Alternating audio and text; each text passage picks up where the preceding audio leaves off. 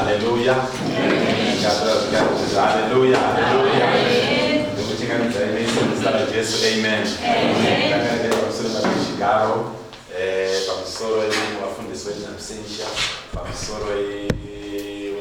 Evangelist Church combined tisutaronga chiitika program iyi pamusoro yechechionese yamwari nokuchingamidza imese muzita raJesu. Amen. Chingamidza vari pasaidi pavo vaita zvakanaka wauya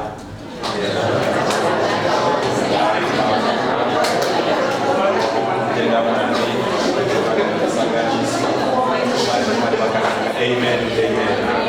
Hallelujah. Tichipinda kutenda mwari zvikuru nekunge tiri pamwe chete tichipuwa nguva yekunamata kana nguva yekumborumidza mwari kutaura namwari ise mukana wakadai opportunity atakuwana mwari mwari wakanaka ende tinotenda kuti our lives will never be the same. Amen. Inoda urambe wakadaro. Da kuti vhuri mabhaibhels edu kuna kana ndingaita ndingo takatangawo nezuro ndingaita ndingaita feno kunandiru. Haleluya. Togona kusunga netsoka dzedu. Ine vhesi yandakangoiswa mwoyo mangu nezuro kundite saka kuna matu wakanaka zvawo kuti auore Jeremiah chapter 29 verse 7 takasimuka tese Jeremiah 29 verse 7 inoti, but seek the peace of the city where I have sent you into exile, and pray to the Lord on its behalf, for in its peace you will also find your peace. Hallelujah. So ingori simukira tawita concerning Zimbabwe. I understand Zimbabwe zakazara kuno number 1 number 2 inyika yatakapara ende inyika yatinokona tichidzoka hapo napo, but it's also important and prudent chingo inamatira. Things are not okay down there. I was saying yesterday, you don't need to be a rocket scientist, research national zvakanaka. You don't even need to be politicians or an economist to really say things are not okay. Hallelujah. And by that day, if you check almost every day. It's how we go away and things like that. So I think one matter is our prayer is simple. We are praying to Maria, we are praying for divine intervention. Wow, Zimbabwe, you know, everyone else is affected. Hallelujah. And the best we can do is pray. But what we can only do is pray. You know, not with the whole when we pray. And they are going to pray for the peace of that city. If we pray for the peace of that, there will be peace in that city. So it's one to pray for the shalom of God, the peace of God, for divine intervention in Zimbabwe. Hallelujah. And I believe with one it's just a matter of time before the Zvaita, as we pray. Hallelujah. So that you just for a minute or so, just begin to pray with power. Zimbabwe as you feel late, but pray for divine intervention. Baba, do in Yasham Sarajeso, no tender, we thank you, we bless you for Zimbabwe. We give you praise, we give you glory, and glory before you. Thank you for what you pray for Zimbabwe. No tender,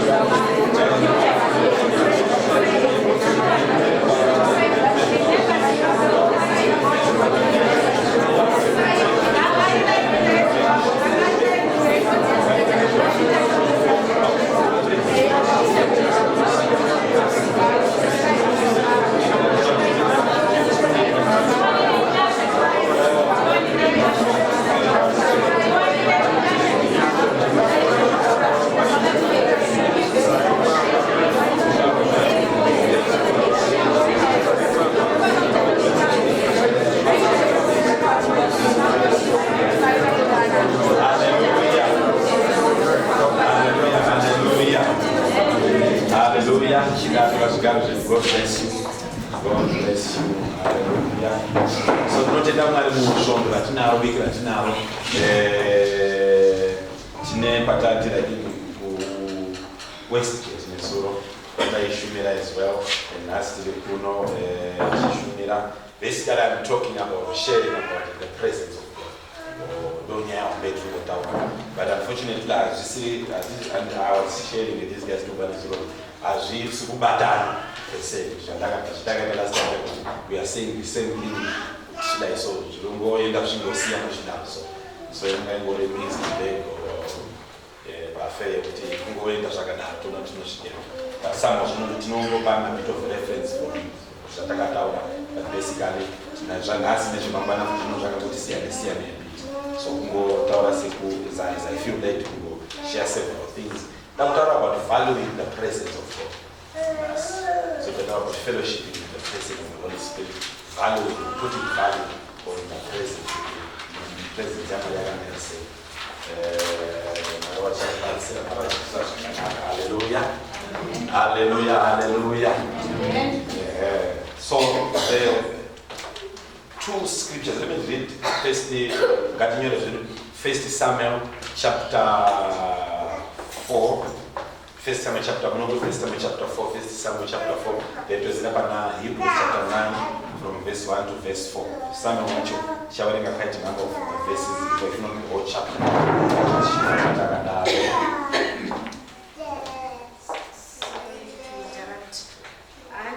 Security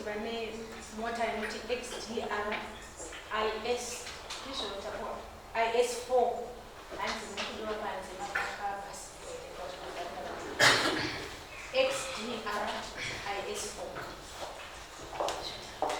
XDR IS4. And also we also want to welcome the live audience we watch via Facebook to welcome and acknowledge them as well as they participate, and they are also be blessed as we share the news of the word of God. So I'll start off with Hebrews chapter 9 verse 1 to 4. Now even the first covenant had regulations for worship and an earthly place of holiness, for a tent was prepared. The first section in which were the lampstand and the table and the bread of the presence, it is called the holy place. Behind the second curtain of veil was a second section called the most holy place. Verse number 4, holy place having the golden altar of incense and the ark of the covenant, covered on all sides with gold, in which was the golden end or golden pot holding the manna and Aaron's rod or staff that budded and the tablets of the covenant. Then to end up on First Samuel, I think chapter 4 sharing as we go along. Tunokutenda imali wenyasha mstara Jesu tunokuremekeza Father, we thank you for this wonderful session tonight. We thank you for gracing us with your presence. We give you praise, we give you glory, even as we acknowledge your presence in this place. We thank you, Holy Spirit, that we will not be alone in this place. We thank you for your presence, for gracing us with your presence. We thank you that even as we can not go back home the same, as we plead the blood of Jesus upon every person along the shoulder, for total, complete, perfect transformation in our lives. I pray for the spirit of wisdom and revelation. Heal the sick tonight, set the captives free. In Jesus' mighty name, amen. Amen. So basically, the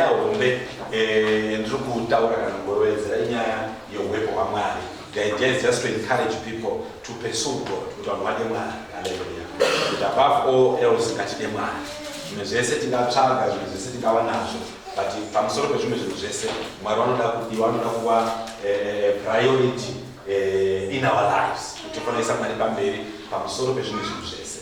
One of the saddest things in our generation is Mwari akuita kunge ATM kind of thing yekuti tinoenda only when we want to get something from him. Then tinonamata maningi kana tamanikwa kana taswinywa, then we tend to be a bit spiritual, tinobata namata zvine nharo zviitike. But when all is said and done, I said one other time, the most difficult time to fast or to seek God is when everything is okay. It's easy to fast kana wakamanika uine deadline. But kana usina deadline, unongoti andozonamata ndozomunga, you know what? He's a gracious God. Mara unozongondita tozosona pambera. Kana tsanya kwacho unongoti todroma 3 kana wakamanikwa na 7 chaji achidzi ichikafu hallelujah. So munguwa yekuringana kwezvinhu, times or days of tranquility, kuringana kureruka kwezvinhu, ndio nguva yakanaka kuzvirovedzera kutsvaka Mwari. You know, Hebrews chapter 9 anotaura nyaya yechinhu chainzi ark, ARK, unesengati ark, unesengati ark. Ndakapa example nezuro saka une background yapipi kamera ngana ngavaina akadimika. So I don't know the condition is. So ndakapa panapa. So in the ark yakanga iri box, it was just a simple box. I'll be quick on this one. Akanga just a simple box. That box rakanga mukana Exodus from chapter 25 chapter 25 panogadzirwa tabernacle panokwa instruction naMwari daidza vanhu vaunze materials ezvinhu zvekuti agadzire tabernacle nezvanga zvaifanira zviri mutabernacle zvacho. The Bible then says kuti pakazogadzirwa chinhu chainzi zvakaitwa nda tenya kana kutonga kwaMozisi kana kulida kwaMozisi. So paanodaro muark mandoma munotsanangurwa manje kuti ark yakanga iri holy of holies, holiest of all. Ndoma yakanga iri. So iro muark makanga mine as the golden altar of incense, and the ark mamine the golden altar of incense and the ark of the covenant, as verse 4 chapter 9 Hebrews, covered on all sides with gold, in which was a golden pot or urn, URN, holding the three things in the box. Makanga mine mana, unesengati mana. Makanga mine the rod, unesengati the rod. Makanga the rod ya Aaron means the rod that budded. And makanga mine the tablets of covenant or the tablets of stone. Matomba kangani wanichikuru chamwari angani mutemo yakeka pakunewana. Zvese zvine significance azvinazvo.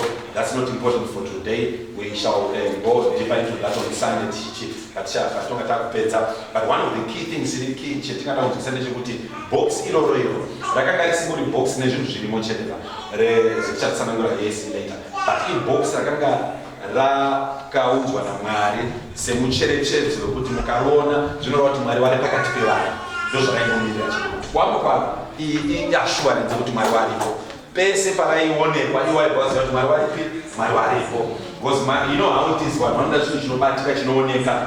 So Mwari aiziva kuti vanhu kuti ndane vanhu vasiri mufaith realm, vanhu vari in the natural realm. Wanoda chinhu chinobatika, you know, sema-Africans ukasatemwa nyora, kana ukasapfirwa nen'anga, kana ukasarohwa mambama, kana kukwara kana kupeshwa, unofunga kuti usinonyatsa kudini. You know, even tikangoti God bless you, akugwara makapara kuenda mada, unofika data ndambobatwa musoro kudai so. Saka asichaita hama dziya dzakada tokuko. Just looking zvamshana matawa ndizvokana kusimbise kuti. So Mwari akaona kuti munhu Mwari vari kumusoro kudenga vanonetsa kurelata nawo. Based on kuti chausinganyatsi kuona chinonetsa kutenda machini. And munhu then remember it was before salvation Mwari akugara mwoyo yavanhu. Before that Mwari wanga wangori kumusoro kudenga. And mukanyatsa kucheka nhoroondo yaMwari munoona kuti Mwari ari mazuva acho ari for lack of a better way, you know, a terrible God. It was just something else. It was not a blessed God like we see under the old new covenant. Aiuraya vanhu zvisingaiti, garura akasangana majokes. And so mukudaro kwacho people could not easily relate naMwari wacho.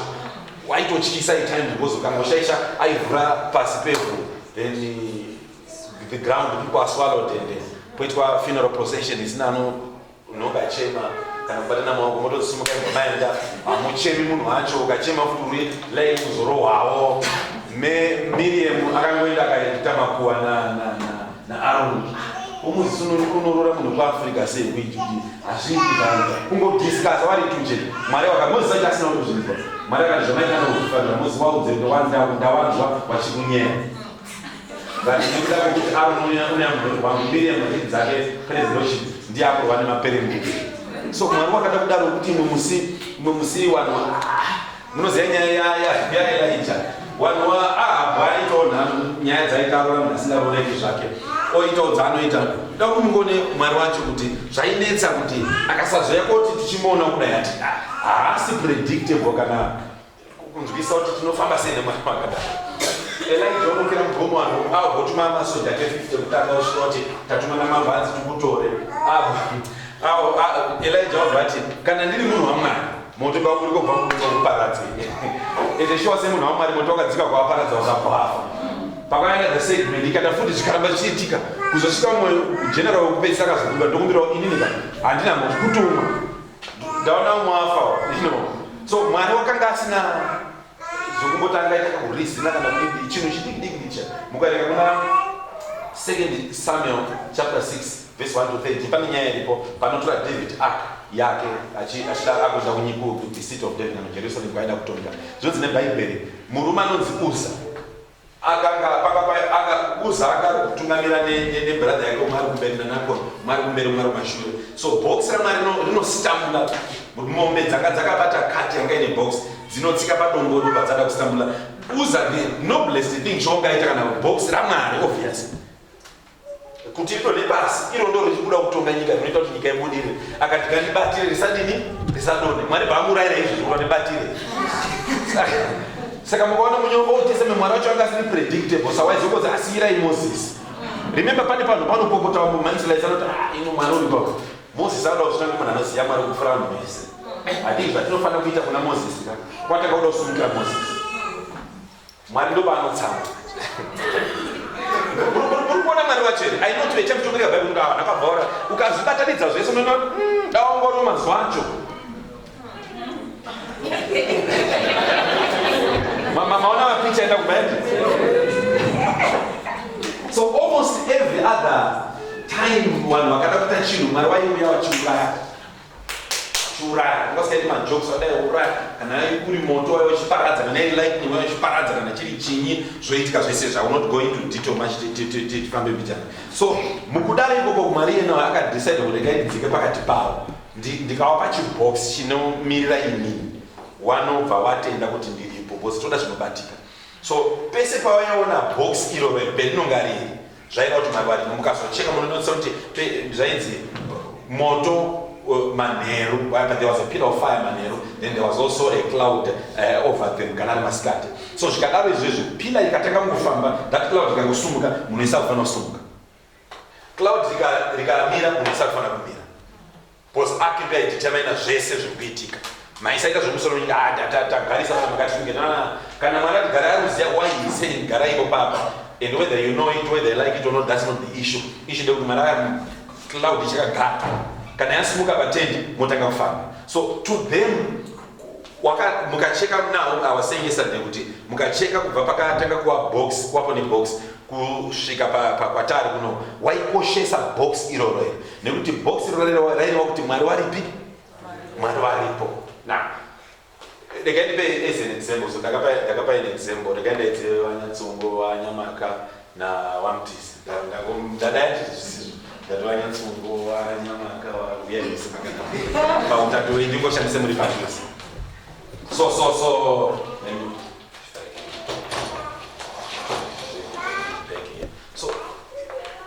mukacheka muBible when the presence of God, one day will stand in for the presence of God, represent the presence of God. Mukacheka muBible munhu anonzi Mweya Mutsvene. Now tapa is an example to Old Testament ndo zvaitika pamba ine box rainira Mwari kuti Mwari waripo. Now mukacheka ira ye under the old covenant munonotisa kuti akanga predominantly munhu ainya kuonekwa was God the Father. Although here and then munoona kubuda kwaBhisani, kubuda kwaMweya Mutsvene anga chinechima wese, panonyesa kuti ira yekutonga inga iri ira yekutonga ya God the what? Then panozoprofitwa about the coming of the Savior, Mwari mumunhu yetinoenda na akawa munhu kuwari. Panozoya Jesu anobvaita munhu, anotora form kana muviri wemunhu orarama pakati pevanhu zvanga zvisingagoni kufana Mwari uya aiuraya vanhu.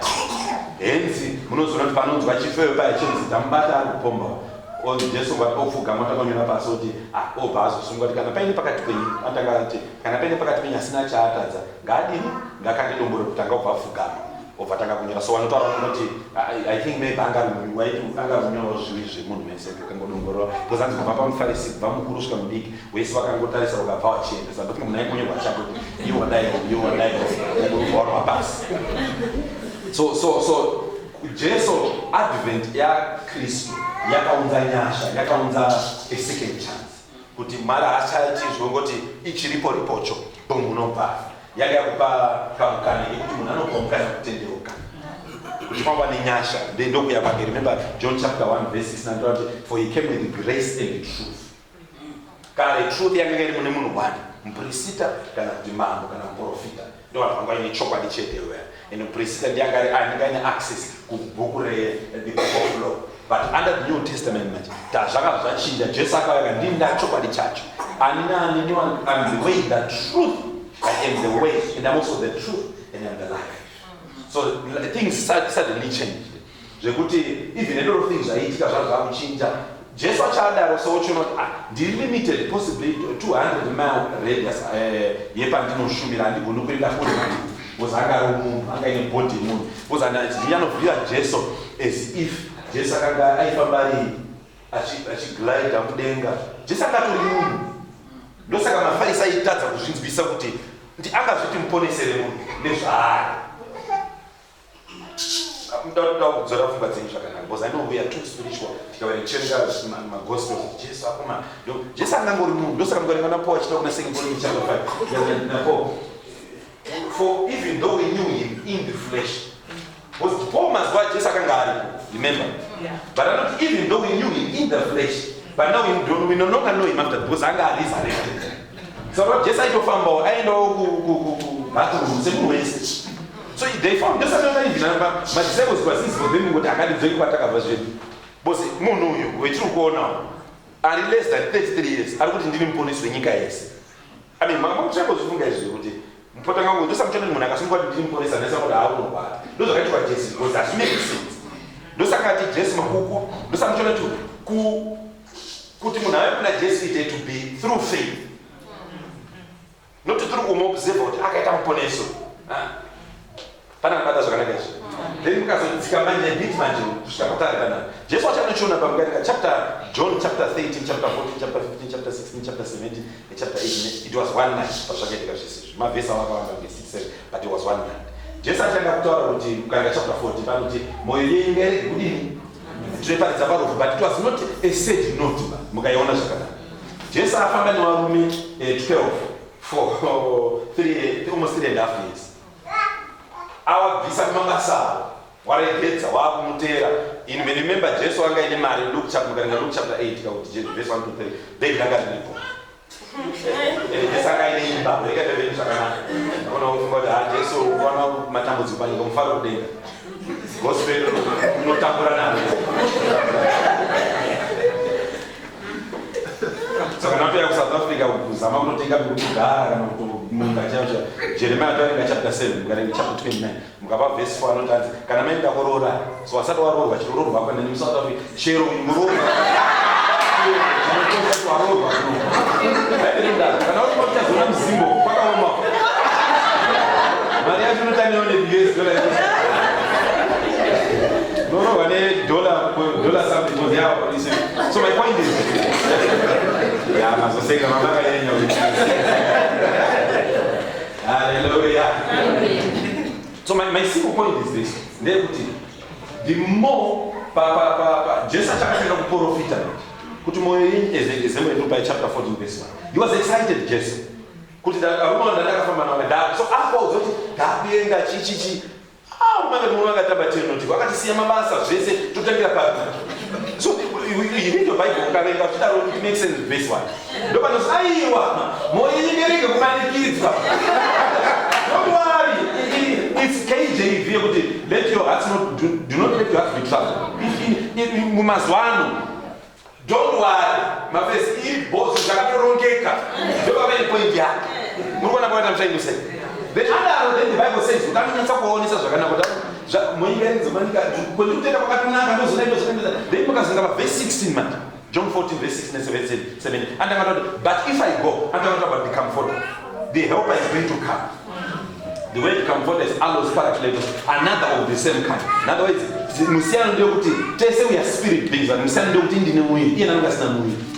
Achizatsika John chapter 2 verse 28, I will pour out of my spirit upon all flesh. Ndio musiyana wa Jesu. Nena muyamchini. Takaona God the Father ndikatuma naye. But chandazoya njechi kokuudza kuti there is another who is coming, who is like me.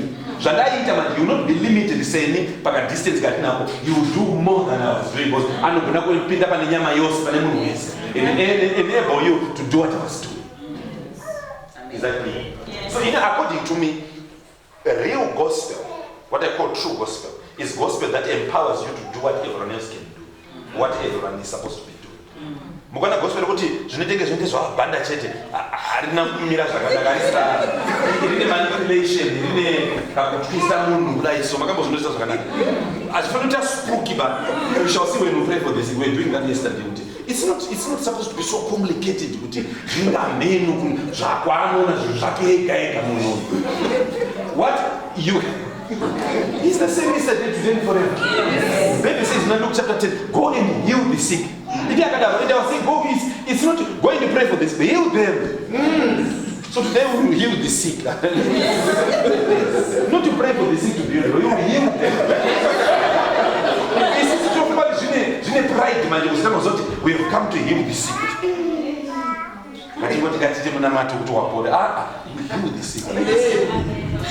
So Jesus came to demystify the love of the Father to humanity. Amen. So chapter 14, when the comforter comes, chapter 14, verse 16 and 17, verse 26, chapter 15, verse 26, chapter 16, verse 7, around 14, and chapter 16, verse 7. It is after it's good for you that I go away. Now, it's to your advantage, it's to your profit. In other words, if I remain with you, you are disadvantaged. But if I go and the comforter comes, it's good for you. That's like Job 20, I will pour my spirit upon all flesh, not some. Under the old covenant, my emotion I end up on a priest, prophet, and king. So, Mugana ministries and each celebrate kind of style, but I know when my ministers, I know to on the Old Testament, yes, I notice. Don't miss the idea together, but was in the New Testament, I hope because you have to empower the people. But when you have a rich Baba, you follow him, you follow Kurama line like batch. But we have to empower people to do what we can do. That's the gospel under the new covenant. Am I making sense? So the Bible of Acts chapter 1, verse 5. And notice John truly baptized. Can I know what you're moto zaidi za wanda za tu ndio moto wangu ya mchene ni moto na ya zinde Hallelujah.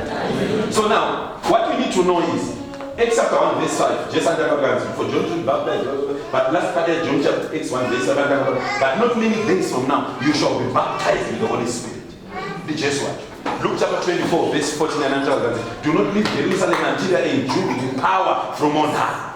Stay until you are clothed with the power. So he starts to make my promises, man.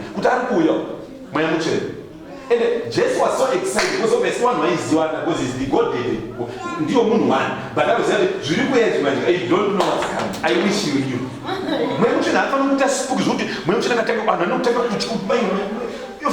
Wow, look at what he's doing, man. Hallelujah. Except on verse 8, man. That's verse 5. Verse 8 you shall receive power. And but you shall receive power. After that, the Holy Ghost is come upon you. So he is representing the person of the Holy Spirit. Guys, when you come upon us. 1 Corinthians chapter 3:16. 1 Corinthians chapter 6, verse 19. Don't you know that your body is the temple of the Holy Spirit? Who lives, not who's going to, but he lives already. Who lives? I told you, 1 Corinthians 3:16. 1 Facebook is 690. So look, my but you can also check up Facebook. Hallelujah. So what it means is, here we are saying, no temple yet. Our body, when you say that my body is the temple of the Holy Spirit. So now, when we say that we are receive mini Holy Spirit and junior Holy Spirit, when we say, we are saying that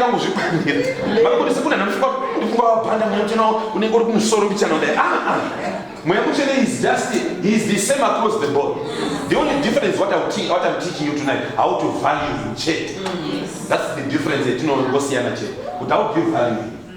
So faith how you place the value or worth in your personal life. So he's telling us about it. So we are telling now, I was saying yesterday, the Holy Spirit is a person.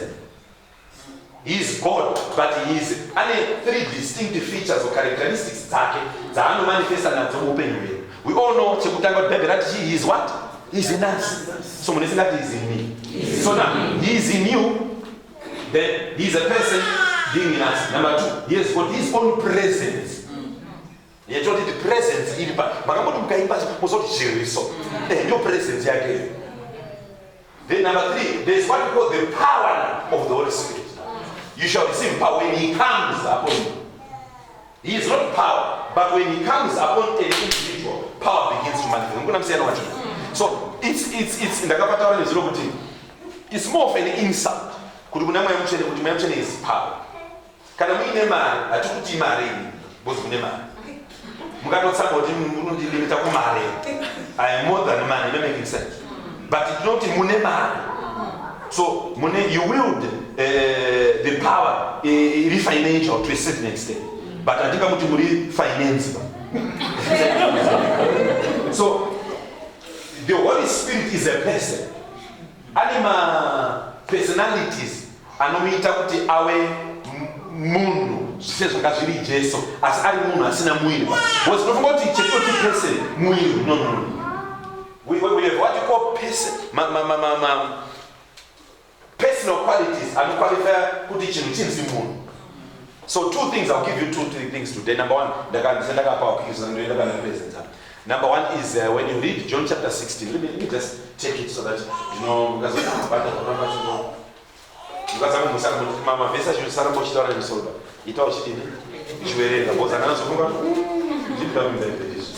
John 4, that's John. Number one, he is referred to in scripture, not my personal pronouns. Him, himself. Now, you can't say, because I know if a church, you know, the government is more like Marshall, not mention his energy or his power. No, it's not like he's a person. He's God, but in terms of the relationship between now, he's a personality. So, hence we can relate now. Remember, 2 Corinthians chapter 14, verse 8, the grace of the Lord Jesus Christ, the love of God, and the fellowship of the Holy Spirit. So, it is of God there. We are not it's not fellowship with, but of. He possesses, is opening himself up to fellowship with you. So you don't fellowship with an energy. You don't fellowship with the markets. You don't fellowship with the dove. You fellowship with the person. So it's an insult. Just like Ephesians chapter 14, do not grieve the Holy Spirit. How do you grieve him? When you refer to him as an it. But actually it is here. Was Urugona power power so it's an insult. How so don't tell him anoda ukagona phone na abda background it was urude urude okay bijana pesa bana go phone bijana you see munakada are manipulated are the power that you have, what you can do. They don't know who you are. You're not making sense. So you fellowship with the person. Now, John chapter 14, quick. John 14. 30, not to make sure that I need some of these things. Then I give you first step, and then I first Samuel chapter 4. So that about first Samuel chapter 3, and so about first Samuel chapter 4, and about first Samuel chapter 5. So then get 101. And that's 102. Holy Ghost 101, Holy Ghost 102, then Holy Ghost 103 tomorrow. Hallelujah. Then John chapter 14, I want you to look at my personal pronouns. Verse 16, truly, verse 16, 14, 16. And I'll ask the Father, and He will give you another helper to be with you forever. Even the Spirit of truth, verse 17, whom the world cannot receive. Listen to this, because it neither sees Him. Jesus actually referred to Him, and that's a personal pronoun. Jesus watch. Paushamari wa wale tu. Paukama wao. Union yao. Anonti Him. Amunti it. Romans 8, verse 16. Romans 8, verse 26. 26. Panonzi itself. The Spirit itself bears witness. Verse 26, we don't know how to praise God, but the Spirit itself helps us. So it was an era ya King James with the Pope. You see the point? So you don't refer to Him as an it. It's an insult. You grieve Him. You deprive yourself of fellowshipping now if you call Him an it. You have reduced Him to an energy, an object, inanimate object. You have reduced Him with a chin. Chisingatauriki nacho. Saka even bonona mata una expectation to achataura because chino in your mind, the back of your mind subconsciously hautendi kuti munhu anogona kuleta nemunhu kuti mweya muchena notorwadziwawo you can be grieved. Yes. No, the Bible says about verse 16 and answer verse 17 is on because it neither sees nor knows Him. You know Him. For He dwells, he neither sees Him nor knows Him. You know Him, for He dwells with you and will be in you. Verse 26. But the Helper, the Holy Spirit, whom the Father will send in my name, He will, not it will, but He will teach you. We're going to chapter 15, verse 26, the same thing again. But when the Helper comes, whom I will send to you from the Father, the Spirit of truth who proceeds from the Father, He will. Chapter 16, verse 7. It is good for you that I go, but if I go, I will send Him. So He is referred to like that. Then now, let me give you a couple of scriptures again. Let's look at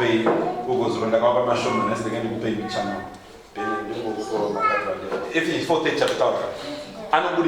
What we call personal, I think that feelings or emotions are. So number one, let's Ephesians 4 that talk about he can be grieved. Number two, so let's look at Acts chapter 5 verse 3, the popular one. Acts 5 verse 3. What much better? Yeah, I just look at Milan. Almost God, but I'm walking on the way. You can also go to the Kajim, but Acts chapter 5, verse 3 says one. We all know Ananias and Sapphira, but a man named Ananias, verse 1, sold his property, a piece of property, and with his wife's knowledge, he kept back for himself some of the proceeds, and brought only part of it and laid it at the apostles. So, Sarah didn't continue to say it, but one more promise of Peter. Then verse 3 now says, but Peter said, Ananias, why has Satan filled your heart? Listen to this. Why has Satan filled your heart to lie to the Holy Spirit? Now, if my missionary you don't lie to that. You lie to a person. A person who is affected in a lie is a person, not an it, not an energy, not electricity. But that does not mean that's who he is. That's a manifestation of his personality, a characteristic of what he can do. Then we can Hebrews chapter 10, verse 29. Hebrews chapter 9. My verse are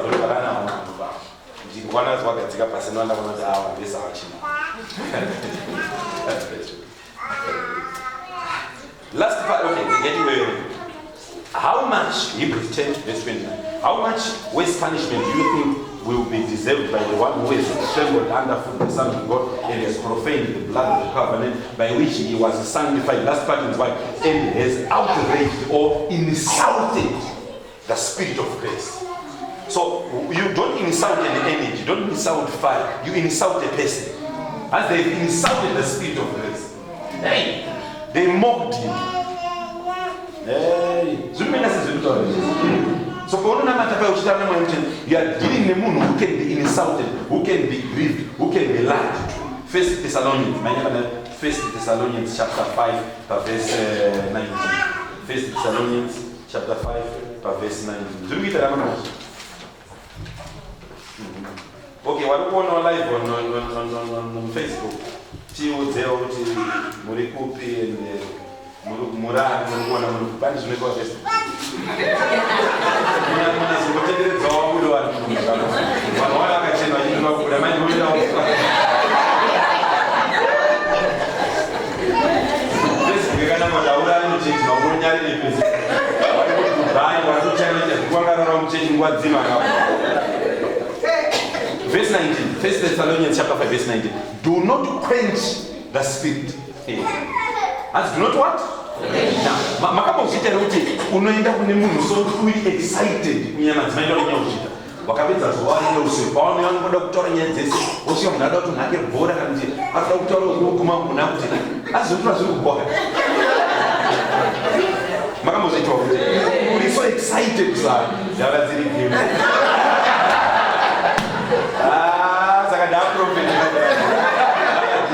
So you see, what happens is this.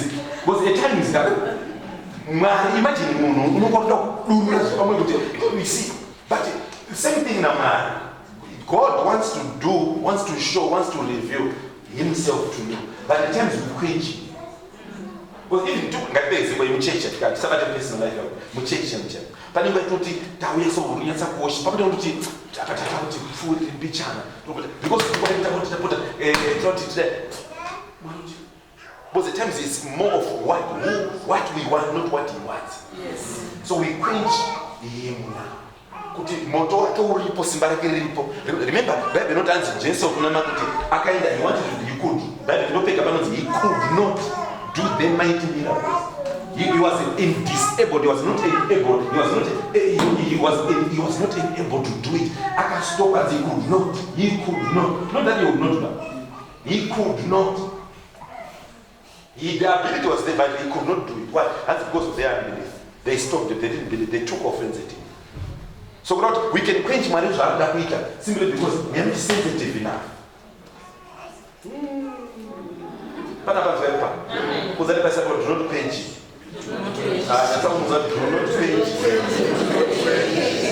Acts chapter 7, verse 51.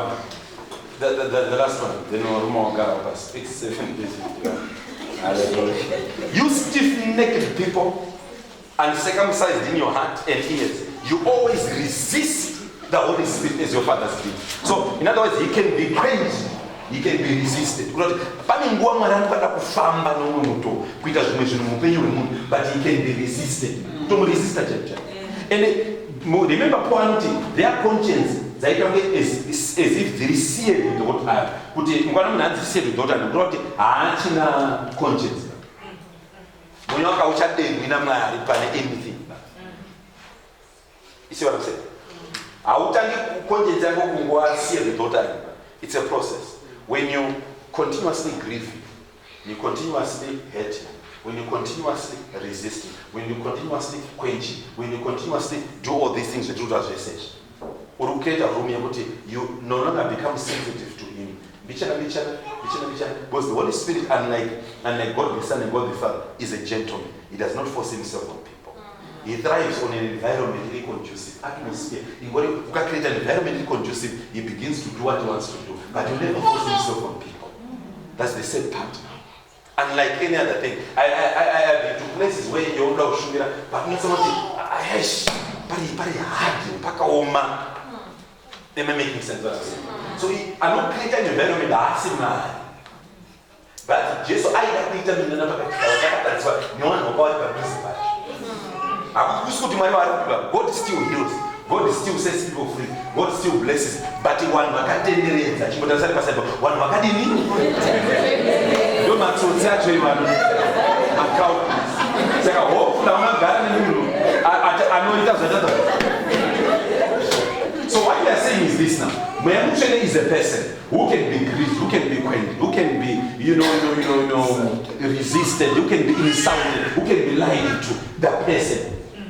But now, yes, for this presence. Now, the presence, Majeka, Makamu is not a wish person to shoot. Then he begins to review or throw a bit of who he is to us. But now, it's a result of having a relationship with this. Remember 2 Corinthians 13:14. It's a result of knowing this person. So at times, I know what I did. I know what I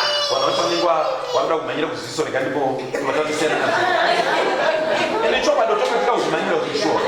You can't lie. What does Manila? Someone go to Adam so get a so they have a good but Chile go away to some so. The Paris is a single one, Sakota Munugos, and no, they take up. And you want to know that we come back. I was Bocha, and I'm going to say, I'm going to PM, but you know to Baba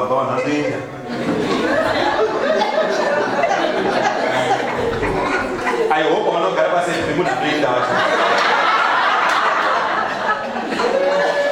Ini Bible study wangu njema munde Bible study samara. Njema munde wote. Kana uchita kwenda chimwenda.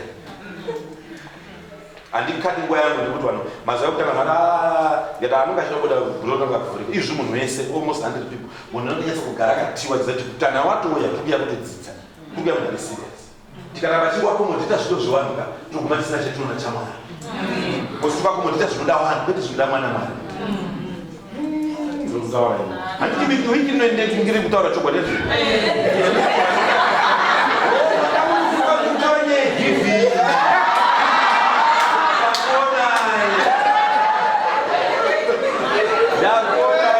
Hakuna giving ba. Idai mwari nemoyo we.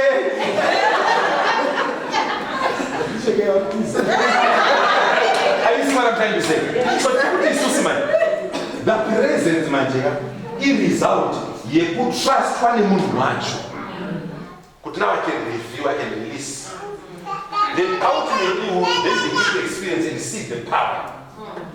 So the presence. Now let me give you a good example. Kuti mweya mutsvene akaita unge tipedze example kuti ndakapa example yemotaked yekuzimbabwe kunokanisana mbosangana naye ndinongoona mota 1 or 2 dzina dzine chiridza kuti motaked yedu inonyatsa kuona kuti iyo imotaked makamona kuzimbabwe inga dzakawanda wada mututu dzese kunokanisana mbosangana naye but kwedu manje unoona kuti munhu ari mukati anonga ari present chimoto chama chichipakati chakagara usingeti tese tinoziva simba semunhu moyo ono the power that guy wins is with power. Auto kubvunza kuti munhu mune simba ndoza rine simba because even pakaita cure kaita same road mazuva mafio mota dzinomosira itunchi mota yake ukamona mudhudhu wekutanga aminoti kana munoda kurutadza muchiti hapasi kufambika dzinokwana musikakwesha kusvika kusvika ambulensi yadaika ananga whether kuti dzinotakura ndinozatimba kusvika yadaika. We all know the power that those easy by now. Everyone to a greater extent has experienced or seen the power. Very few people have had an experience of shaking hands the person, that was being in the presence of the person. You see? Because I'm going to put them in ways. Am I making sense? Number 3, because check out if you know one of their presence, one was showman who really know the person. Because you're not judging.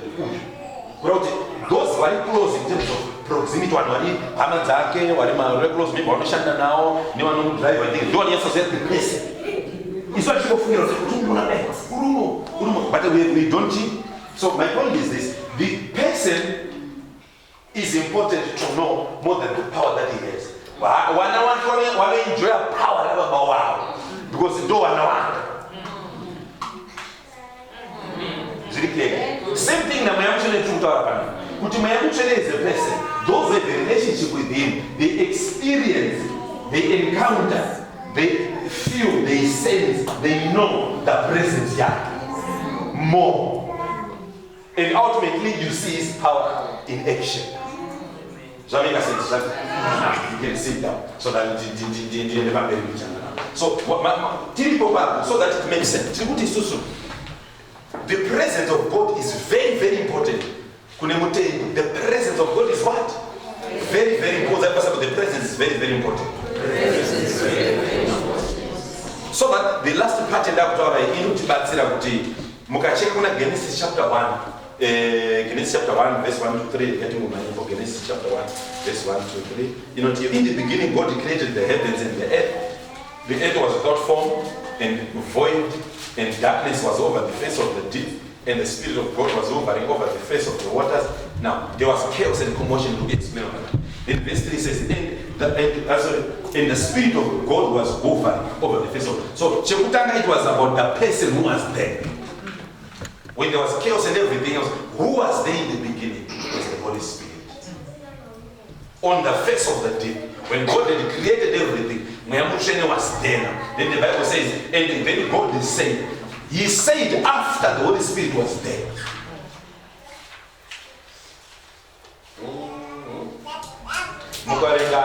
Acts chapter 2 here, when the Holy Spirit came, then they began to speak in other tongues. When He came. Ezekiel chapter 37, about the dry bones. And I was taken by the Spirit, in the Spirit. Then nobody was like dry bones. You don't speak until He's there. He is very important in terms of creation. Creation thrives, or creation was a result of Him being there.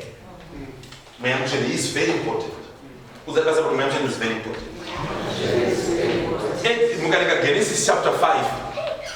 Enoch. Hebrews chapter 11, verse 5 and 6 about Enoch. He had a testimony, not of casting out devils, not of preaching, not of being an administrator.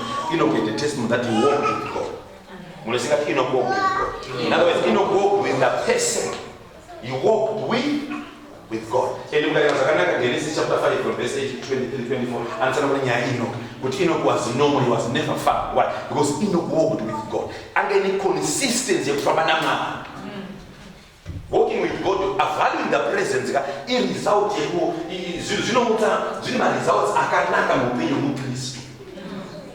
Enoch walked, literally walked with God. Yeah. You won't forget it.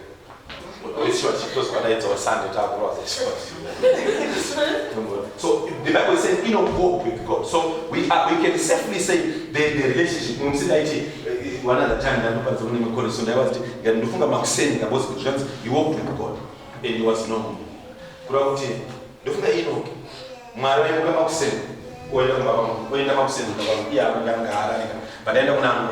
When the maximum when I know what was on my can I mean one ball. It's money in the white was life here, you get to Famalama. Samaros Condawia, there is a drop in Mabura, you know, because I had to one of the yet the relationship Nama. So it was a relationship of walking with God. The key thing is when Enoch responded to the call of God of walking with Him. The key thing is to respond to the call. I want to walk with you. And the man is not looking for perfect people, he's looking for sincere people who can yield to the man. Now, the problem is, let me give you this example. You tell them this thing. Challenge of it, I'm not worthy from an man. That's the challenge. That's a life from the pit of hell. You will never be good enough to be our family. Look, John chapter 4. The Bible says, listen to this story. Again,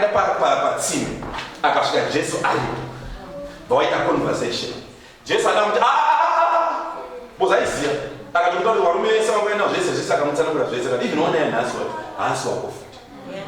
So Jesus, but Jesus, madam, come to the Chimotana, this active, then we can come to the of the nation. We are playing in the 1 hour. But what did Jesus do? He accommodated and she responded to the conversation. Now, Ushikamukazuya aso yield the moyo wake wakanyika, and then the heart was made, the memory was crushed, and she responded to the love of the Father. She was in the presence of the Master and she was transformed. Guess what happened? Then she left change. The problem with the Christians, to not have a change, to so do some sort of teach at you down, Macabos, maybe any option was in Russia. Location knows how to you know what is scream on the church. Can you figure uniform? Are you things with money? Because down are right according to us. But just down, look what I'm saying. It is the presence that transforms. You come to Him, then you change. You don't come change. He changes you. So it's that he can change you. So you come as you are, then my steps actually it's not complicated. At times you complicate the presence of God. It's a relationship. I remember let me give a good example. There was this guy in Lagos. So they got so he would come Kumbabangu, Maxen, then send Basa. I got come on to some testimony. Is it possible for me to experience human experience? Because it's possible. Maria Anna is not my favorite about it. It doesn't do that. It makes sense. But what he then does is, you remember James chapter 4, verse 8. Draw near to me. You want to initiate the relationship. Draw near to me and I will. So the extent you want to experience is really determined in the push. Mara ayo by gina to ya no. Imiti mono tote here I am. No sakati come unto me. When you not that utaka sa kuya but not you come. Isaiah 59 says what my head is not short that you cannot reach. Neither my ears are deaf that they cannot hear you. So what you marry in terms of who he is, are right. Are you right man? But what you need is to take the first iwewe man. Then that's the rest. So what we are saying is this, chapter 4. The more you are transformed. So what you can do, you can come to Pentecostal with them by 5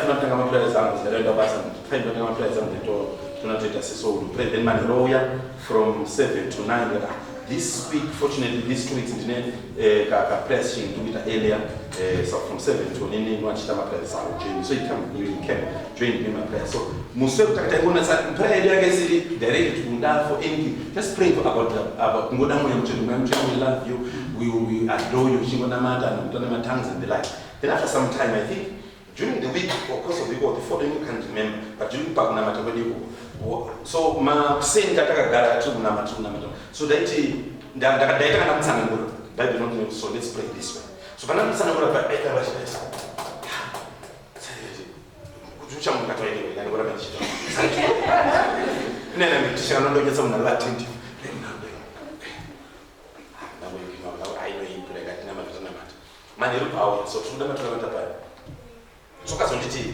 So so I got to push my sofa, pop my son, but I get some farmers on Kanaka for age.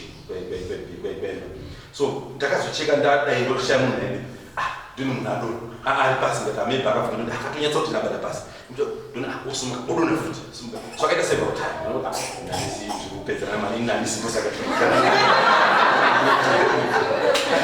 The more I did that, then after some time, guess what happened? That's a bit of so that I check that now so that I think we look at the that's a bit of plan. But it's a kind of not saying, and I'm saying that I got a bad, you know, as notice that they depend on the Panamunar, so I'm Fanny so so we check up there. So it's an check up what are they doing is the wind of the Spirit.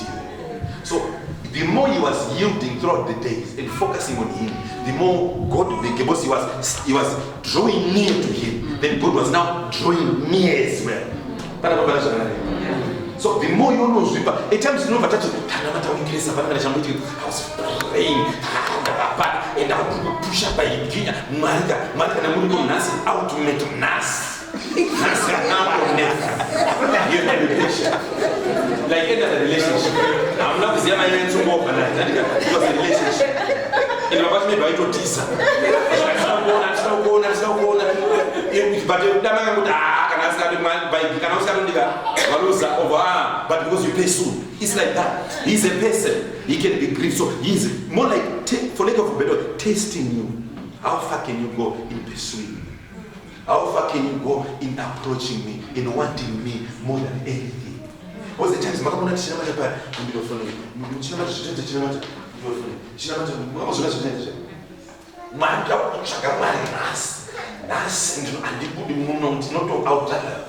usiku fanele kuimaki okuda munhu akapata wata kuti mwari wena ashamisa Jesu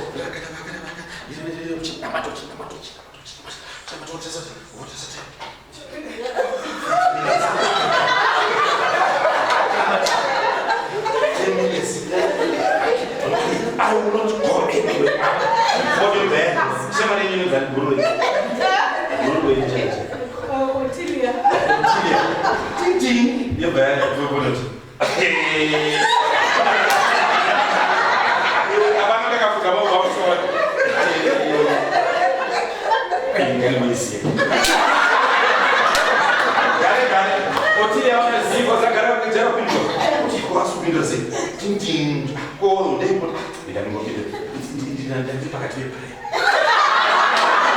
Betul nama. Oh, dia biasa kabel sekarang nak. Nak kami kita suka kita. Because dah pun nak buat orang lain, semua tu pun nama. Betul ni dah boleh. Oh, mechero. Kalau suku ini suku. Au fino bafuna. Mulher kau pun nak buat macam ni suku ini. Musuh bafuna. Macam besar. Dah nak buat macam ni suku. Wati chini sana. It's dah kita kata pe nyaga nama. Saka watu wangoja chini. It's okay. It's okay. No, it's okay. No part. No damage. It's okay. Mami kita canda zoka.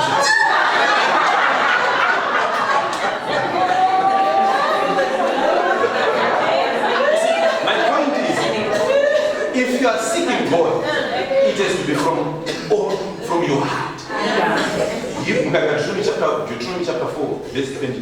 And if you seek me with all your heart, I will be found. In other words, apana distraction. Kutombo seka sa jindu jesi. Namchaka ma. Otili akafona, Muzaya akafona. Ngote, izo zidili busy. I will come back to you. The next hour, so that you know cultivate a culture, one more presence, so that I experience him as an individual. Because the presence of God is the most valuable thing or thing in your life. Because it gets better, it gets better. James chapter 4.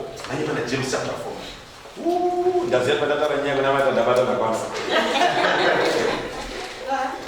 James chapter 4, in verse 5. It's about Mary, God the Father values his presence so much. So to the extent that God is still in the work, in chapter 4, verse 5. Or do you suppose it is to no purpose or avail that the scripture says he yearns jealously over the spirit that he has made to dwell in us? And he guards jealously. And he how we value, how we put value bad. You see, no,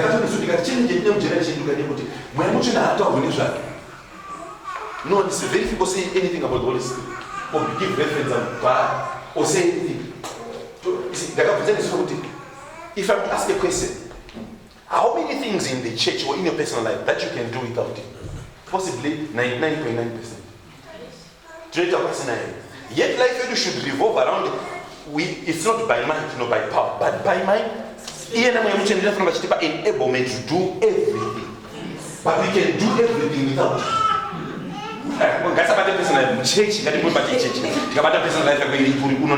But change child, to go to function and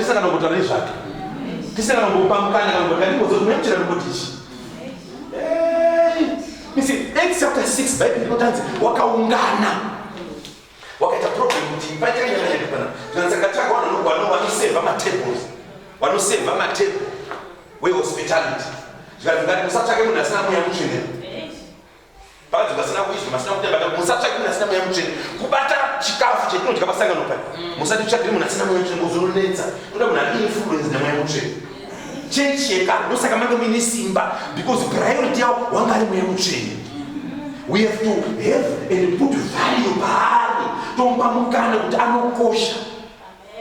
And the church before I can't do it without, I need your help, I need your my helper. Jesus, you are my help. So we need to be dependent on him more than on people now. See, that is a time that mukada kurarama life ekuti yenyu kuti ngatirame zvezera redu. That's a life from the pit of it. It's not scripture. But zvezera renyu dzoka kuZimbabwe ndo kune zera renyu chaizvo. You know what I'm trying to say? Zvezera rako ivapo rugare siya mota yonayo zvaunopfeka ndo zvisiri hazvo. Because you see, zvezera rako hazvidi Mwari. You see, zvezera rako zvinoda Mwari. So kana kuti ita zvezera renyu ari kuti maakutiratidza zvinogona kuitwa naMwari. Ita isikaitwi naMwari. Zvimunogona kuita imi menga. Hakuna kubatswa. Because tinofana kugeta papoint yekuti everything we do tinototasa chiti salary haiko zvimanage zvinhu. Mukona muchita notice tikadaita it has to be good. Wow, we never imagine we'll be where we are today. It has to be God. In other words, mweya mutsvina ari matiri unofara. This is the doing of the Lord and it is marvelous. So it becomes important. Mwari baba wacho ane godo nokuda kwemweya wake uri matiri. Kuti how are we treating him? Are we not grieving? Are we not insulting? Are we not lying to him? Are we not resisting him? Hallelujah. Who's the other side of treat him well? Create an environment. He is not hate or he is not deprived of what he wants to do. So you know walk with God and then let's live Exodus. Exodus chapter 33, remember verse 12. Exodus 33 verse 12. You know, Moses saying to the Lord, see, you say to me, bring up these people, manifest in me. But you have not let me know whom you will send with me. Because most of God, I'm not from the assignment because leading 3.something million people was not an easy thing for one person. So he thought he was going to be given a person. Then the Bible says, but you have not let me know whom you will send with me, yet you have said, I know you by name, and you have also found favor in my sight. Now therefore, if I have found favor in your sight, please show me now your ways, that I may know you in order to find favor in your sight. Consider too that this nation is your people. It's verse 14 now. And he said, God now said, my presence will go with you. Amen. My presence what? It's an assurance. My presence will go with you. Hebrews chapter 13, 5 and 6. I will not leave you nor forsake you. My presence will what? Go. You're never alone. Consciousness here, you create a mind and it removes the fear. It removes the spirit of fear thrives only when we think at times Mararipo, at times Mararabo. But consciousness is always with me. He will never leave me. He will never forsake me. Whether I'm in the valley, is with me. I'm up the mountain, is with me. I'm in the palace, is with me. I'm in the town of wherever Magatazu, he is with me. He does not change based on what no, he is always with you. I will shout, the presence is with me. Now it gets better. Once my presence go with you and I'll give you rest. And he said to me, and he said to him, most much, Moses was just something else. He was a negotiator. And I named me boldness. Yet no fun one else one of man.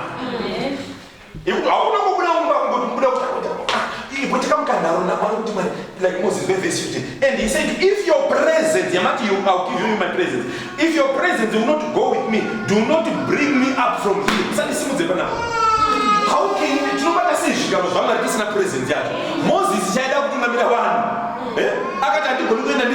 don't let me go without your presence. Don't let presence.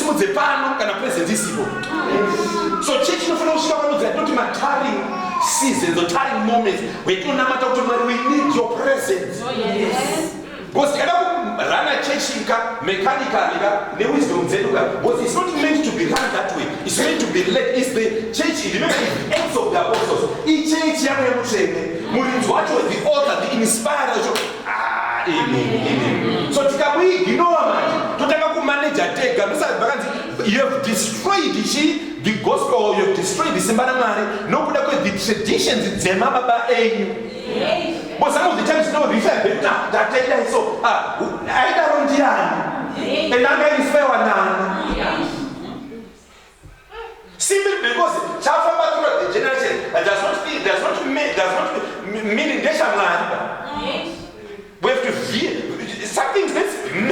and check them against the scripture. Amen. Shakashada makora nekuti vanhu vakasapa enlightened. Ndosaka kare vangu parizwa usaendesa gakaji wakasunga ndio mamisengali kuboza nomeenda wasina kufunda.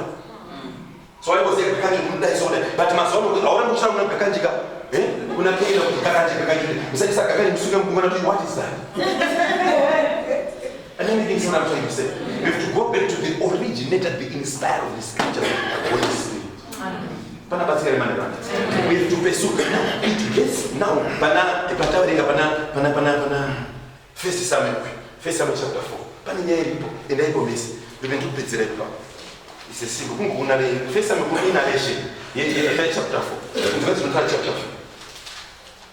Mukarenga zvakanaka chapter 4. Right? They didn't put such a powerful chapter 4. Akiya chapter 4. Do in you know that not only the word of God and the word of Samuel came to all Israel. Now Israel went out to battle against the Philistines. They encamped at Ebenezer, and the Philistines encamped at Aphek. The Philistines drew up in line and against Israel. And when the battle spread, Israel was defeated. Like the truth Amazon, the Christians are defeated. They are dying like nobody's business. They are struggling like nobody's business. What? Then the Bible says, when it was defeated before the Philistines, who killed about 4,000 men on the field of battle. Verse 3. And when the people came to the camp, while the congregation tried to know what happened, why has the Lord defeated us today? Today, before the Philistines, let us bring the ark of the covenant of the Lord here from Shiloh, that it may. So, in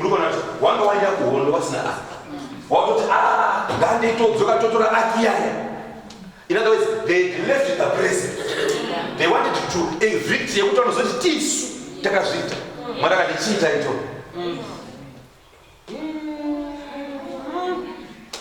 because it's not by mind.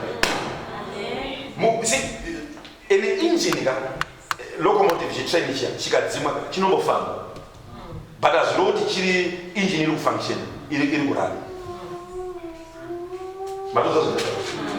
Simply because it does not mean movement does not guarantee presence. For example, look in Zulu, my one Jesse, not Jesse, my one Jesse, not Joseph. What I found out is Jane was not Jesse. What after a day was also took again another day. Komuchaga, so I decided to temple 3 wasted days.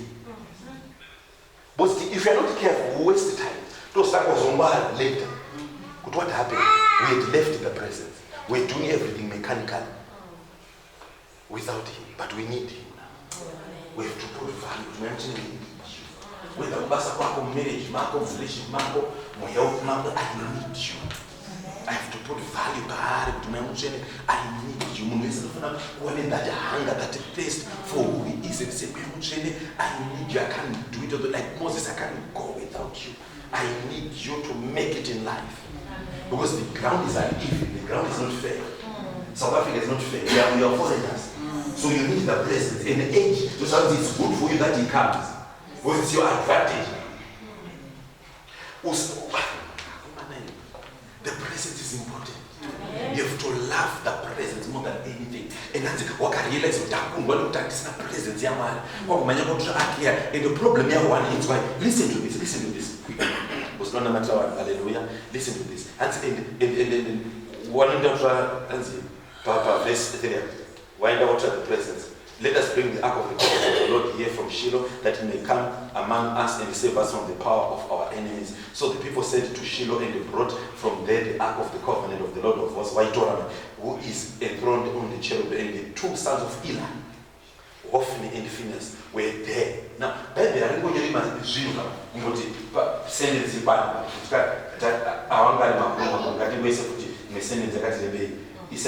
2 sons.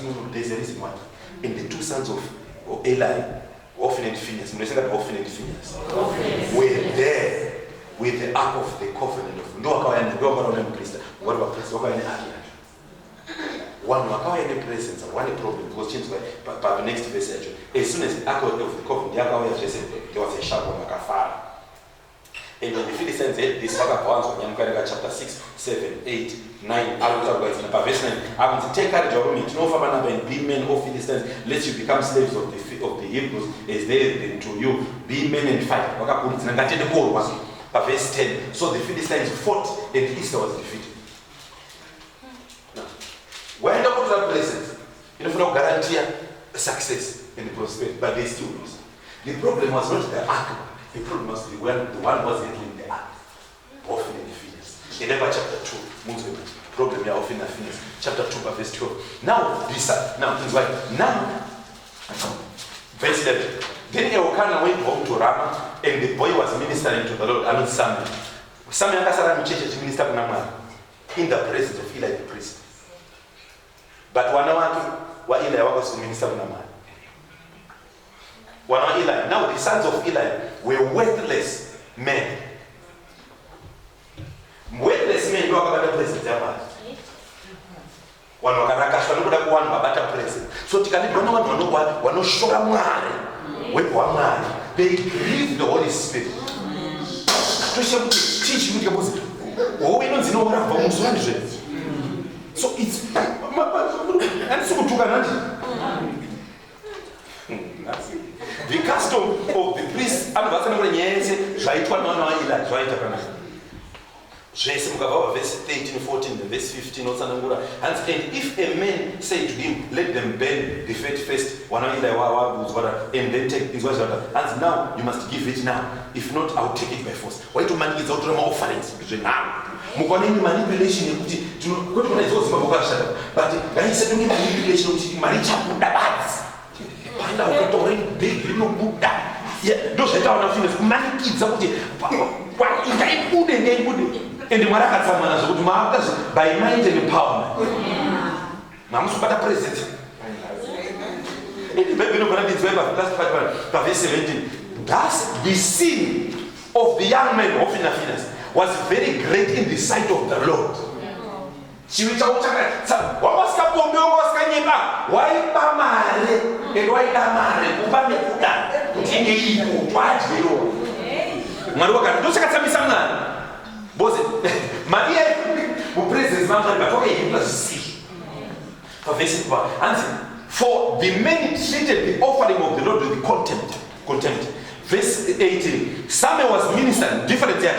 Our busy with my offerings.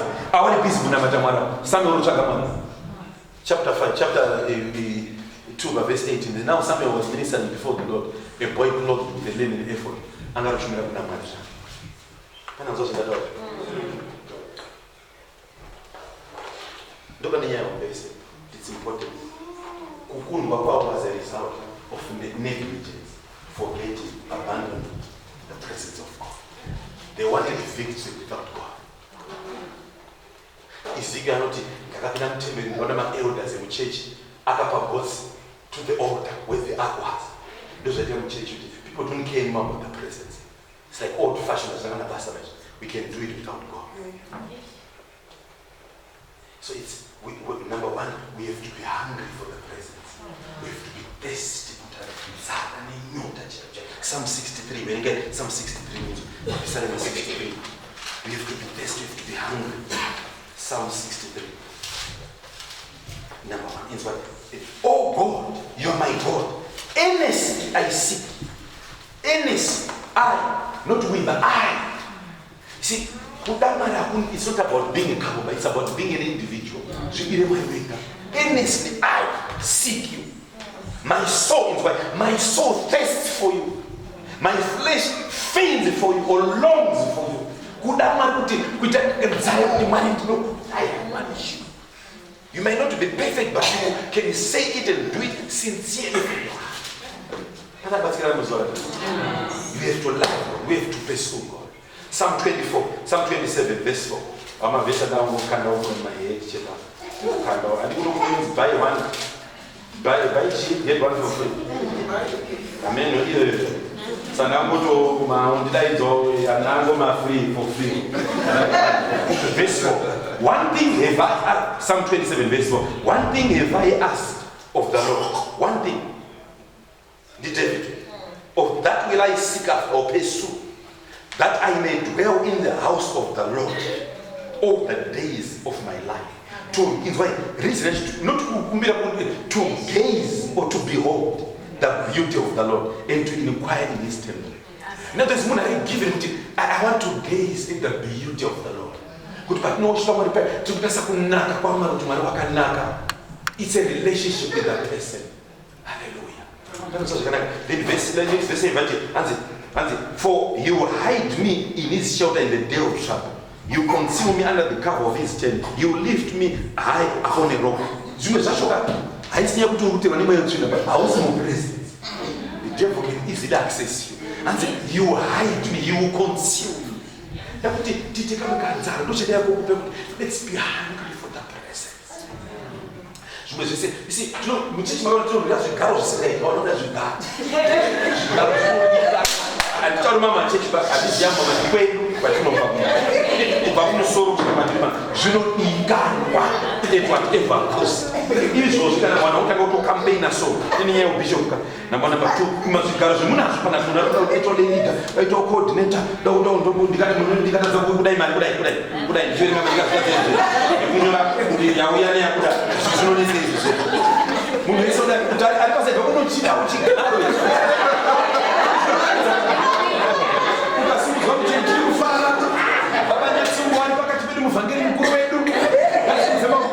yes, my father.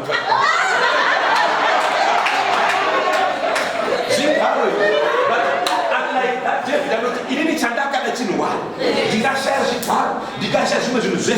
Ça David. One thing have I asked for, one thing am I seeking after, one thing am I pursuing is to be in the house of God, to be home. Nikada kuona kunaka kwa mali kufura kunaka kwa wanu. Because kuna chini ya kuti munu, but nikada kunaka kwa mali, it will stay with me forever. In Psalm 23, I will dwell in the house of the Lord. Surely goodness and mercy shall what? Because Jeremiah is my shepherd. A sheep goes after the shepherd. Let's love the shepherd. Let's love the shepherd more than we love my positions. Usikudenga kuna shigamish. Hallelujah. Tunozirukira zvinhu chimwendana nekudini zvigaro. Enda ari panga asipo panyoyo umwe zvikunyena zvikunyika chaiyo munongoziva zvikuyi munokucharucha.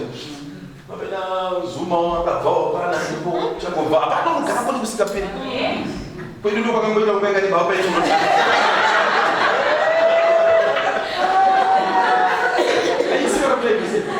As individuals, that is showing the presence of God.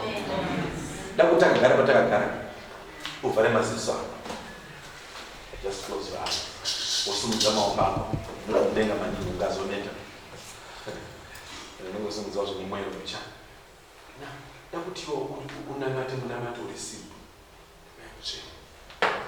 Do not that feel me afresh. I want to encounter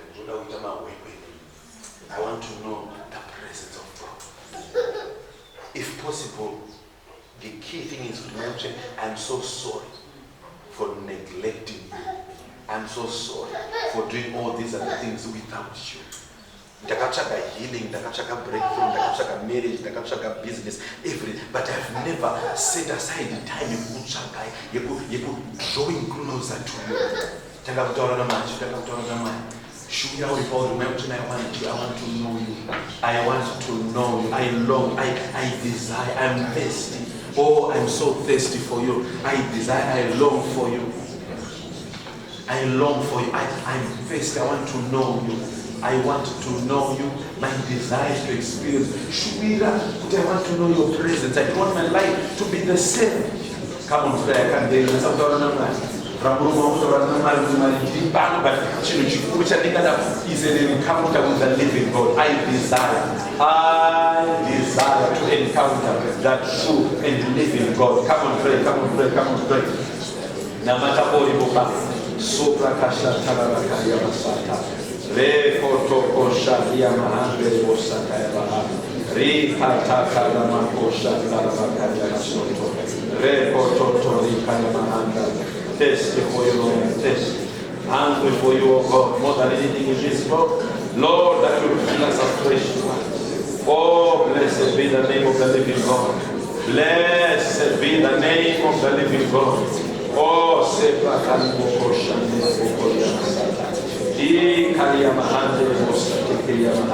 in the name of Jesus, in the name of Jesus, in the name of Jesus. Lord, we are hungry. Lord, we are thirsty. Lord, we are thirsty. Lord, we are hungry. Come on, I am thirsty. Nothing satisfies. Nothing satisfies. My soul, Lord, I am thirsty for you, Lord, that you will fill me afresh. Come on, oh God, here I am. I'm so hungry. There's this hunger, this thirst. Oh, my soul, nothing can satisfy. Nothing can satisfy. Oh, I'm so thirsty. Oh, Lord, fill us afresh. We are hungry. We could walk back to the crossroads. Pataka see the battles. Pataka see who you really are. We have not put value pamuri mataka murai kabisa kusaidia. Here we are tonight. We are putting this value pamuri and we love you and we adore you tonight. We acknowledge your presence in this place. Hallelujah. Now just get into it before just briefly pray for this. Isaiah chapter 44. Verse 3 and I will pour water, not bad and for I will pour water on him. I will pour water on him that is thirsty, or on the thirsty land. And the chi and the streams on dry ground.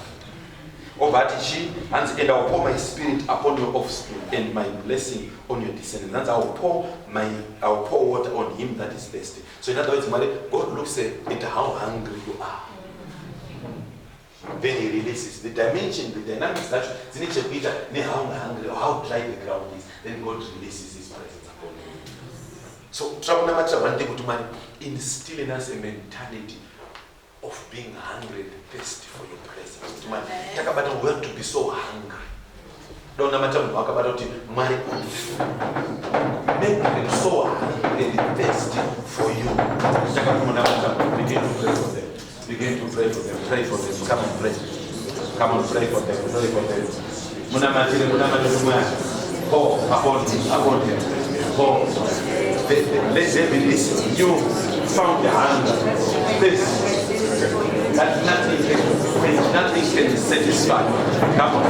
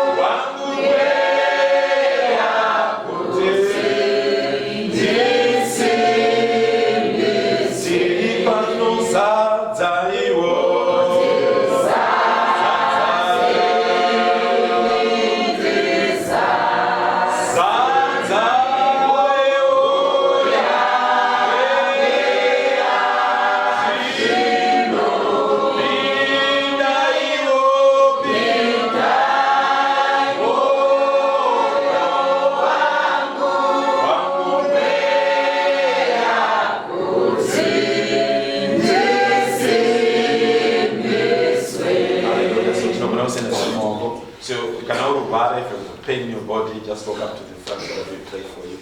Zadaniwo.